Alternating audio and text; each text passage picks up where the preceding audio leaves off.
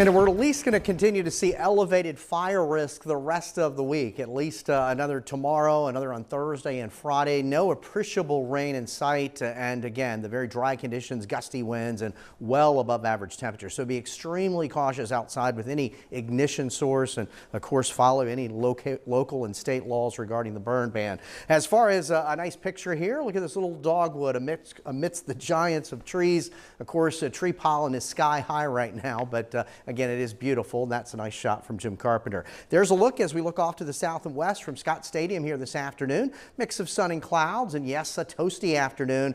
The airport today touched 88, and the old record at the airport was 87. It's easier to break the records at the airport, but 87 was the last occurrence. That was the old record. That was set back in 1960. So a new record high today of 88 at the Charlottesville-Albemarle Airport. Looking ahead for tomorrow, the record high is 92. That was set back in 2024. So that could be challenged or broken. And we could also do it again on Thursday with the record high of 92 set back in 1976. Currently 85.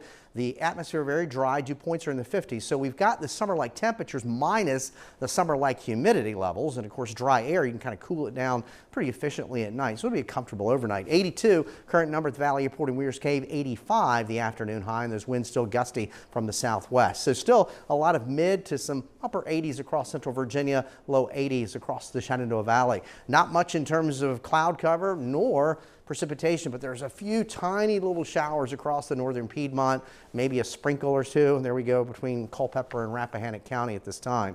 Temperatures overnight then low in mid 60s. Our average overnight low for mid-April's in the mid 40s.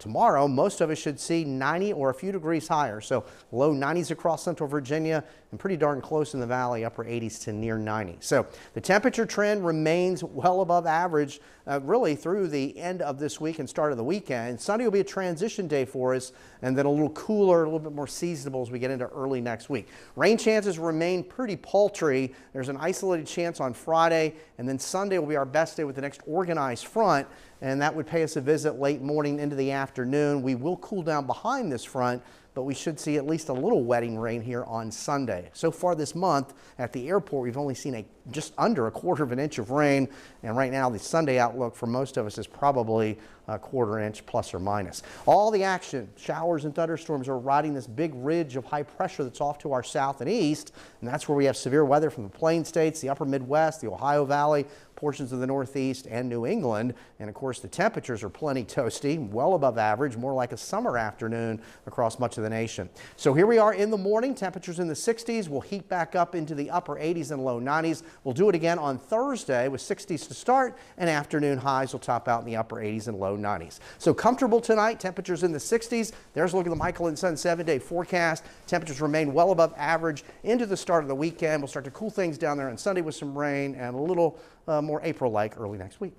All right, Eric, happy birthday. Thank you. Happy birthday, Eric. Talk about numbers going up. Oh.